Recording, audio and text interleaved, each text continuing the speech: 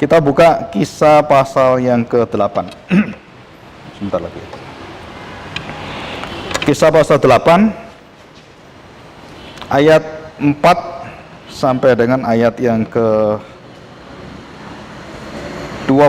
Sambil menunggu ini ya, saya bacakan latar belakang dari Filipus. Demikian bunyi firman Tuhan. Kisah para Rasul pasal 8 ayat 4. Filipus di Samaria. Mereka yang tersebar itu menjelajah seluruh negeri itu sambil memberitakan Injil. Dan Filipus pergi ke suatu kota di Samaria dan memberitakan Mesias kepada orang-orang di situ. Ketika orang banyak itu mendengar pemberitaan Filipus dan melihat tanda-tanda yang diadakannya, mereka semua dengan bulat hati menerima apa yang diberitakannya. Nah, istilah bulat hati itu penting sekali. Yang ketujuh, sebab dari banyak orang yang kerasukan roh jahat, keluarlah roh itu sambil berseru dengan suara keras, dan banyak juga orang lumpuh dan orang yang timpang yang disembuhkan. Maka sangatlah besar sukacita kota itu. Seorang yang bernama Simon telah sejak dahulu melakukan sihir di kota itu dan menakjubkan rakyat Samaria, serta berlagak seolah-olah ia seorang yang sangat penting. Semua orang besar kecil mengikuti dia dan berkata, orang ini adalah kuasa Allah yang terkenal sebagai kuasa besar. Dan mereka mengikutinya karena sudah lama ia menakjubkan mereka oleh perbuatan sihirnya. Ini Simon ya. Tetapi sekarang mereka percaya kepada Filipus yang memberitakan Injil tentang kerajaan Allah dan tentang nama Yesus Kristus, dan mereka memberi diri mereka dibaptis, baik laki-laki maupun perempuan. Nah, ini latar belakang ya. Ada satu penginjilan yang dipimpin oleh Filipus, salah satu dari diaken. Ya, kita harus ingat itu. Salah satu dari diaken. Ya. Nah, salah satu dari diaken itu, nah, di antaranya 7 diaken itu salah satunya bernama Filipus, ya, yang mati menjadi syahid itu bernama Stefanus. Jadi orang diaken-diaken zaman dulu itu orang-orang yang sangat bersemangat dalam mengabarkan Injil, karena gereja awal dalam sejarahnya ya. Nah, kita akan melihat itu. Oke, nah, kita akan bersama-sama melihat satu tayangan PowerPoint-nya ya.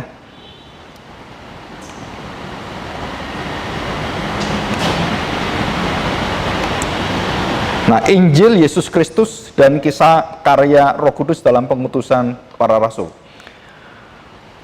Kisah para rasul ini sebenarnya bukan para rasul yang menjadi aktornya. Tidak semua rasul. Hanya ada 2 rasul yang dituliskan di dalam kisah para rasul yang sangat dominan. Yang pertama adalah Petrus dan yang kedua adalah Paulus. Dan ini yang dominan ya. Hanya dua yang dominan. Jadi Petrus dan Paulus. Kenapa 2 ini dominan? Karena 2 ini mewakili penginjilan di dalam dan penginjilan yang keluar. Di dalam itu artinya penginjilan kepada bangsa Israel dan penginjilan kepada bangsa-bangsa yang bukan Israel. Nah, kita masih ingat ada pemilihan rasul yang baru menggantikan Yudas yang berkhianat. Dan siapa namanya menggantikan? Kita tahu diundi ya. Dengan cara diundi, dibicarakan, dan secara kriteria sudah ada semuanya, sudah benar dan sudah masuk dalam kualitas yang sebagai rasul. Dan para rasul itu kemudian memutuskan, dan ada 2 orang diputuskan. 2 orang itu kemudian mereka tidak bisa memutuskan sama-sama gitu. Oh, sama-sama rajinnya, sama-sama sudah bersama dengan Tuhan Yesus, menjadi murid Tuhan Yesus, dan mereka tidak mampu untuk menentukan siapa sebenarnya. Nah, mereka kemudian membuang undi. Jadi undi itu nggak selalu dosa, ya. Jadi kalau saudara dalam kesulitan gitu ya, terus kemudian saudara harus, ya gimana, bener ini atau ini ya. Nah, kita juga ada 2 pilihan itu, kita caranya gimana gitu. Nah, orang zaman dulu mengundi, ya, A atau B, B atau A. Nah, itu masih ingat, Yunus juga diundi, ya, masih ingat ya. Dan diundi berapa kali tetap aja Yunus. Mau 3 kali ya Yunus lagi gitu. Nah, setelah diundi, Matias yang dipilih. Nah, saudara perhatikan, itu adalah rasul yang menggantikan Yudas adalah Matias secara manusiawi.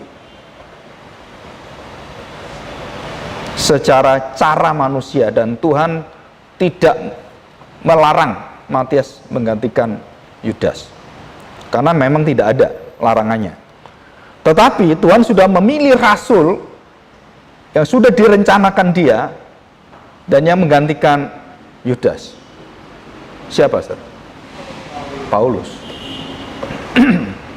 Jadi dari sisi manusia, dari sisi Allah, dan dua-dua ini berkarya untuk Tuhan. Jadi rasul yang ke-12 adalah rasul kembar. Loh, kok bisa Pak rasul kembar? Itu Alkitab. Saudara masih ingat berapa anak Yakub? 12, salah. Anak Yakub 13.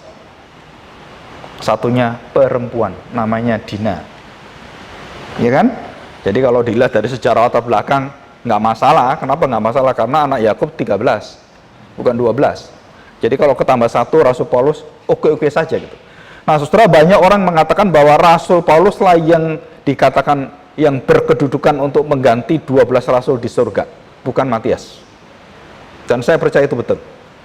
Dan seluruh profesor tafsiran Alkitab Perjanjian Baru, ya khususnya Profesor Billy dengan William Hendrickson, mereka mengatakan bahwa Paulus lah yang duduk 12 rasul, karena itu 12 orang ya, dan itu Paulus yang menggantikan Yudas, jadi bukan Matias, karena tidak ada 13 orang, dan itu Paulus. Nah, ini latar belakangnya ya. Nah, sekarang kita lihat fakta tulisan dari Kisah Para Rasul ditulis oleh Lukas.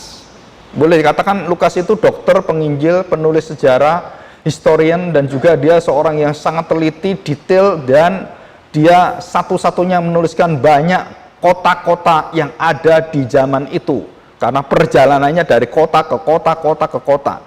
Nah, dari seluruh tulisan geografis dan ketepatan tulisan dari Lukas ini, itu menjadi patokan untuk mengetahui kota-kota zaman dahulu di luar daripada sejarah, dan itu mereka pakai patokannya Alkitab.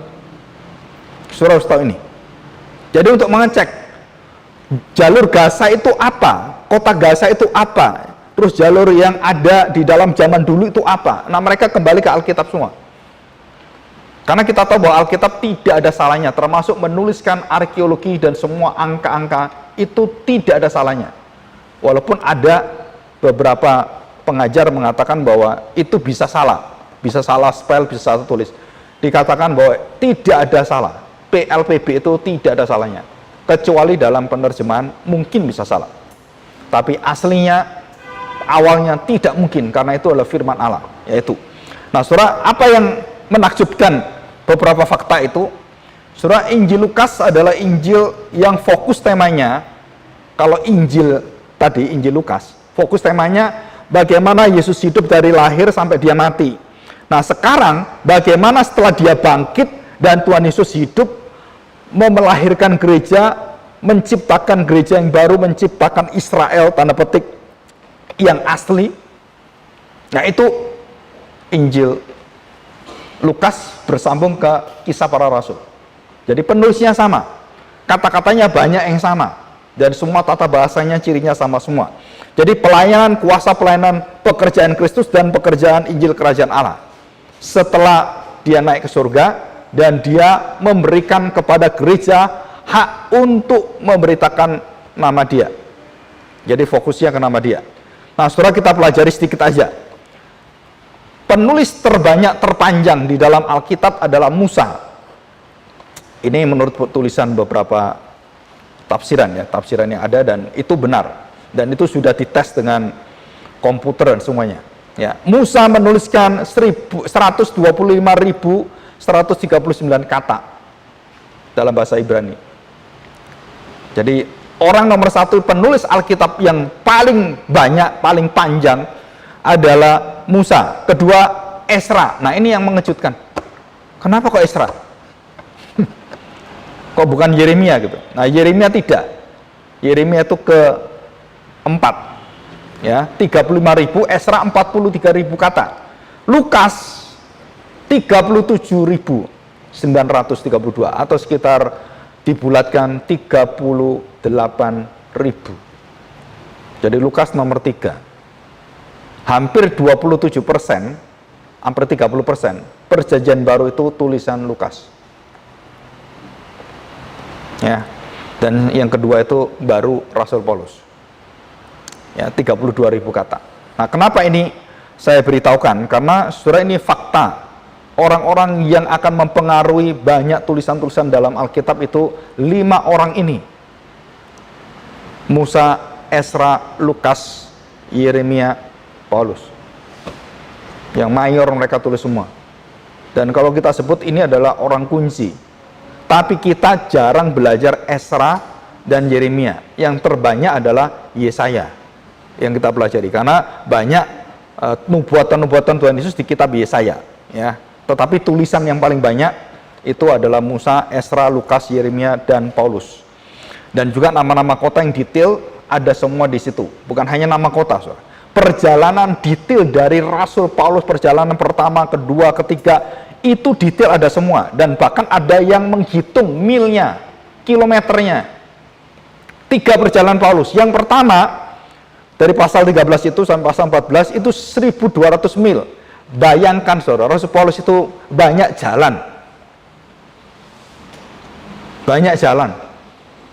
Terus perjalanan kedua 2.700 mil.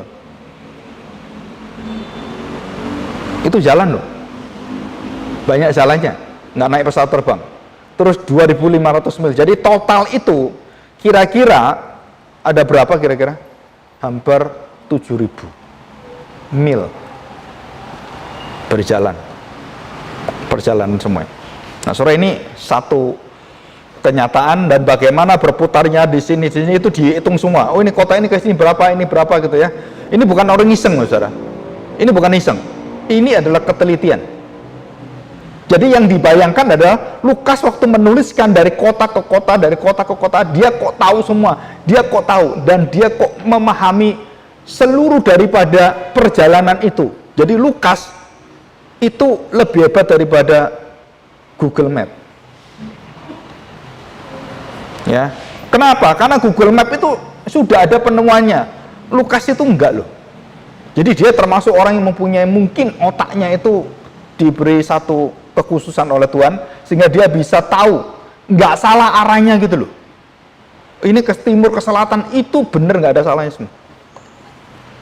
Dan banyak kitab yang lain bukan Kristen, itu gak karu-karuan, saudara. Tempatnya salah, terus tanggalnya salah, zamannya salah, orangnya salah, dan itu salah semua. Dan ada orang meneliti, ya waktu itu yang meneliti perbandingan kitab-kitab suci yang ada, diperbandingkan. Mereka mengatakan satu kalimat.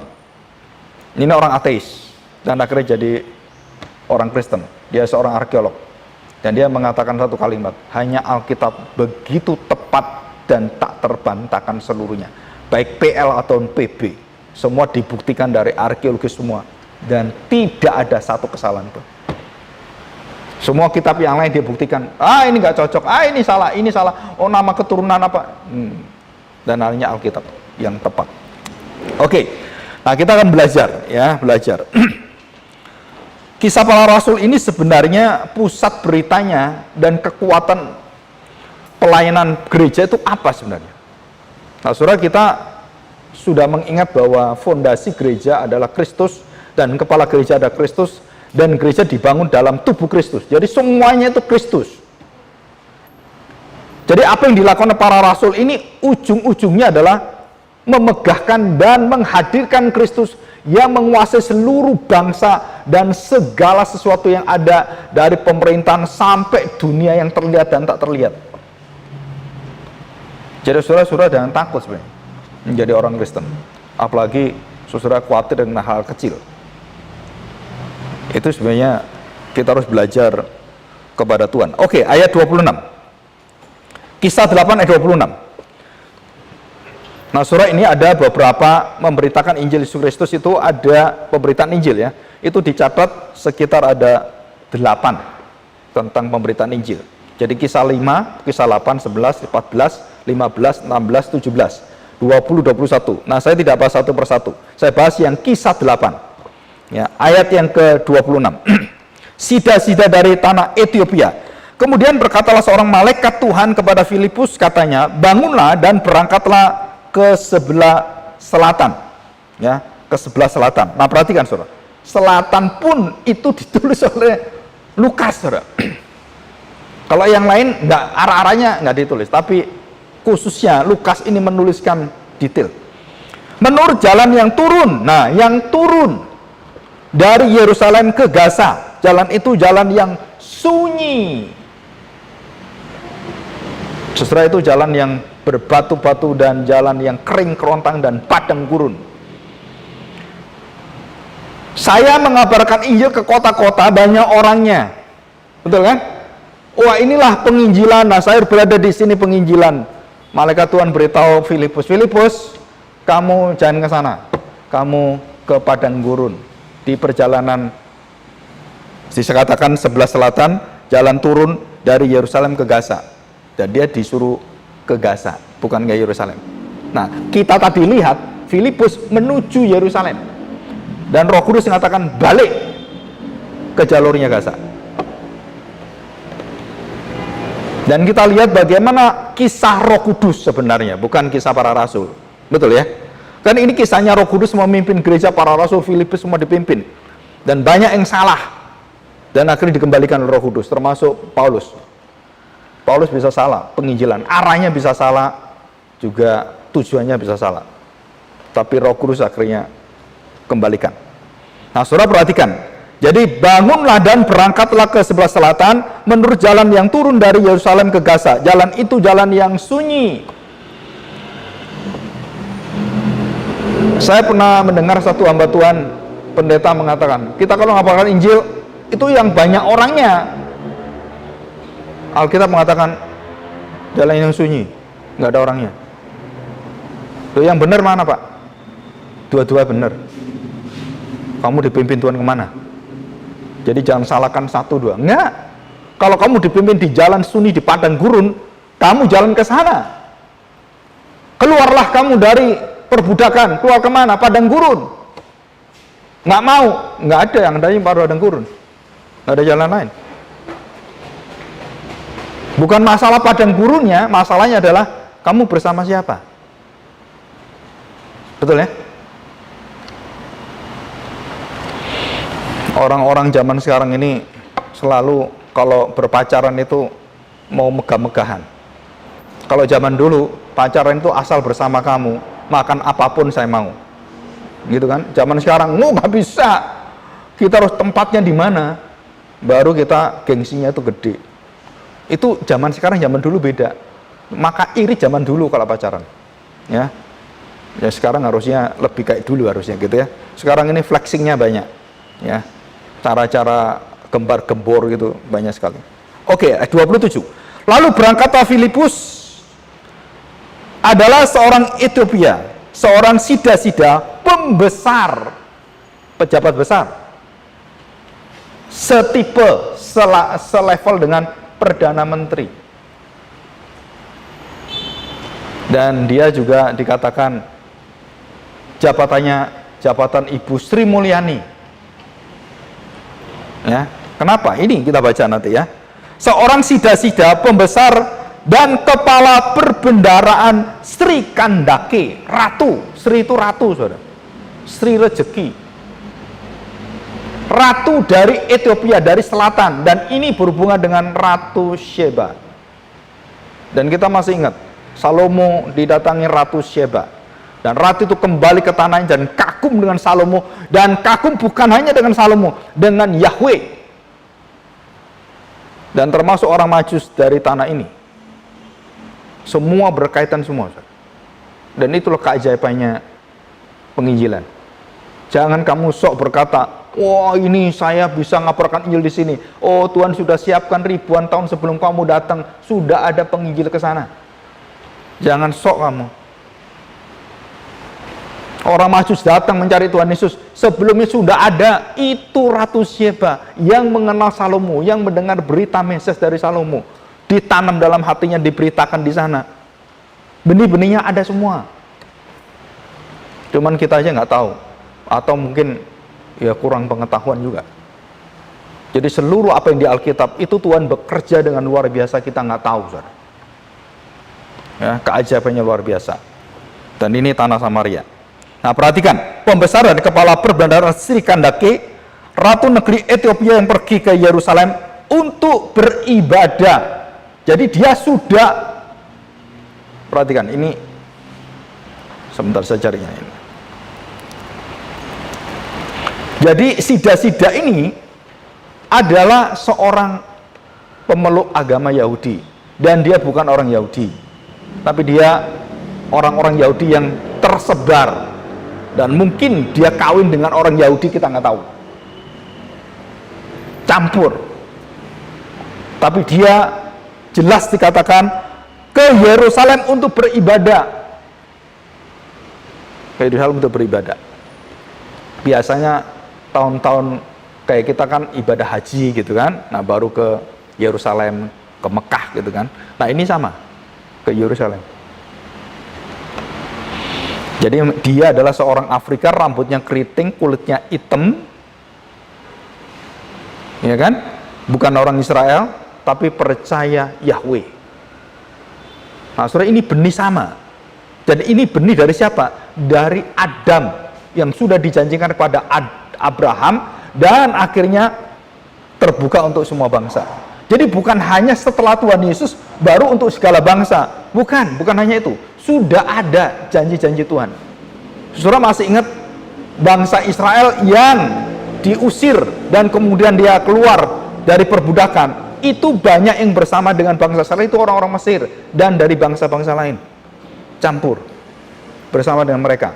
Asal kamu disunat, kamu menyembah Allah saya, kamu menjadi bangsa dengan saya. Dan kemudian berketurunan, punya anak, diakui sebagai bangsa Israel. Bisa ngerti, saudara? Jadi dalam bangsa Israel sendiri pun itu sudah ada beberapa yang sudah tercampur di sana dan boleh masuk dalam keturunan Israel dan beragama serta beriman di dalam Yahweh dan ditebus, disunat. Nah, kamu jadi Israel.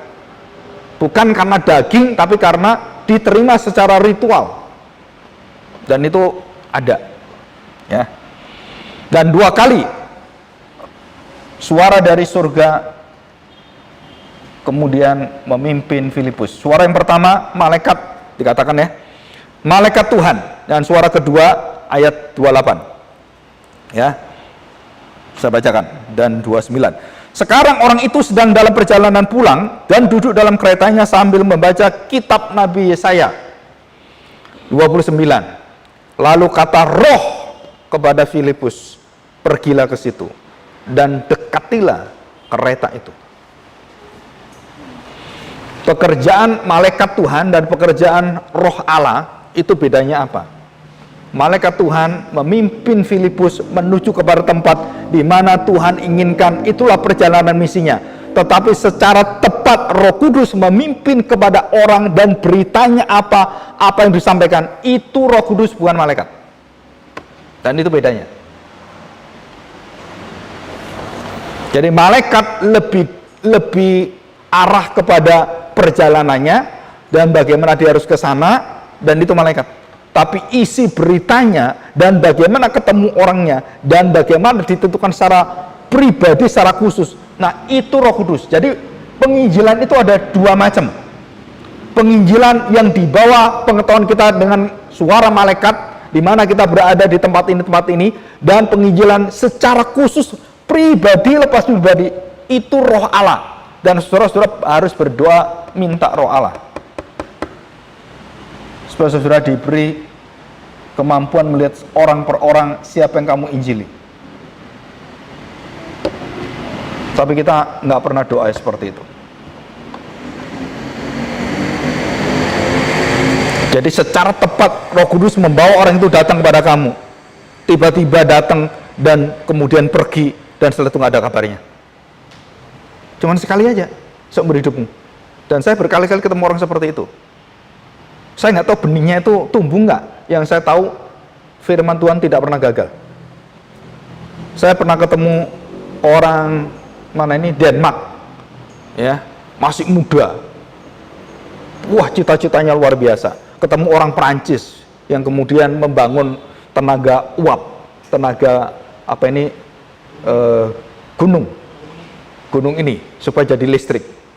Jadi saudara, api gunung itu bisa jadi listrik, dan itu Jepang pakai itu semua.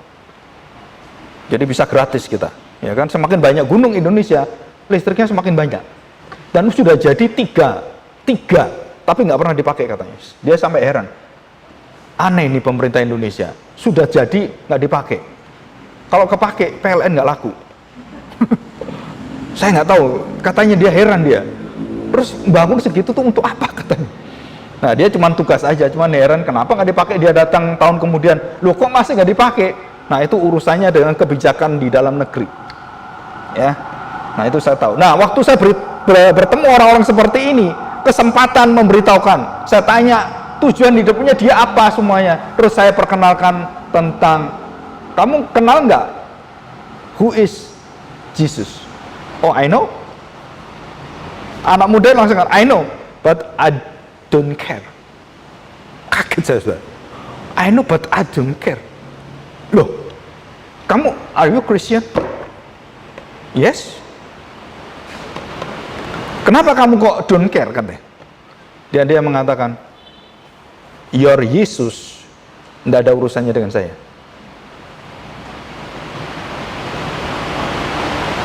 Saudara, secara fisikal betul, saudara. Kalimat itu betul kan? Yesus nggak ada urusan dengan saya mau apa-apa, nggak ada. Dia nggak pernah bicara saya, nggak pernah ngomong saya, nggak pernah apa-apa dengan saya. Masa bodoh dengan Tuhan Yesus? Loh, kamu percaya dia Tuhan Juru Selamat? Iya, ya karena saya, ya dari orang tua saya seperti itu. Saya don't care aja. Karena saya pernah berdoa waktu kecil, Tuhan Yesus nggak jawab saya. Nggak ada jawabannya semua. I don't care katanya. Jadi ateis tapi Kristen gitu, Ustaz. Tidak percaya Kristus tapi dia lahir dan hidupnya di gereja dan keluarganya keluarga Kristen. Tapi dia I don't care Christ. Terus saya beritahu ngomong sampai akhirnya pada puncaknya dia mengatakan kalimat, saudara tahu, pembuktian. Jadi pembuktiannya diserahkan ke saya. Kalau kamu bisa buktikan Yesus itu ada, dia ngomong seperti itu. Saya ini mau cari jodoh nih, saya kepingin orang Indonesia katanya. Nah, kalau sampai saya dapat jodoh, berarti Tuhan Yesus itu ada. Kalau sampai saya gak dapat jodoh orang Indonesia, jadi Tuhan Yesus gak ada. I don't care. Terus ditanya gini, kamu doakan saya? Saya beritahu, nggak perlu. Kenapa, Bro? I don't care. Kamu ngomong I don't care, kenapa kamu care sekarang suruh saya doa? Nggak, I don't care. Dia ngamuk-ngamuk. Oh, kamu itu pendeta, kok nggak mau doain saya? Loh ya, saya doain. Kamu kalau care gitu, saya doain. Kalau don't care gimana? Kamu sendiri nggak percaya, mau didoain buat apa saya doain? Saya beritahu, doa itu kamu percaya dulu, baru didoakan, baru benar. Nggak mau dia. Saudara, dia ingin ada seperti Filipus. Wah, suara Tuhan gitu. Dengar. Nah, banyak pendeta-pendeta ngajar. Saya mendengar suara Roh Kudus. Seperti Filipus gitu. Wah, ini khusus. Tetapi bukan penginjilan, bukan sesuatu yang berkaitan dengan memberitakan Kristus. Itu bukan suara Roh Kudus, itu suara roh setan. Semua suara yang dinamakan Roh Kudus yang tidak membawa orang datang pada Kristus, mendengar dan kemudian dibaptiskan, mengenal Kristus mati dan bangkitnya, so itu semua dari roh setan semua. Jadi kalau ada pendeta penginjil ketemu Roh Kudus dan ngomong Roh Kudus dan tidak memberitakan Kristus dan tidak menyampaikan dan membawa orang pada Kristus menyembah dia, itu semua berita bukan dari Roh Kudus, itu roh setan semua. Dan itu harus diuji semua. Ya, jadi bedanya di situ. Oke ya, jadi tahu bedanya. Malaikat itu memimpin, tidak maha tahu, tapi Roh Kudus maha tahu, dan siapa yang mencari dalam hatinya Kristus itu dan menanyakan, Roh Kudus tahu, Dan itulah yang dibawa oleh Roh Kudus supaya dilayani oleh Filipus. Setelah pelayanan-pelayanan seperti ini sebenarnya kalau kita lihat, itu pelayanan-pelayanan yang khusus. Yang sangat khusus. Yang pelayanan ini disebut oleh para pemuritan, disebut sebagai pemuritan. Kalau saya itu bukan pemuritan. Banyak orang mengatakan, oh ini pemuritan dibimbing. Bukan, saudara. Ini bukan pemuritan seperti konsep yang kita sekarang pemuritan. Bukan, saudara. Saudara banyak salah ngerti karena apa? Kita senang pemuritan, terus kita perkosa Alkitab.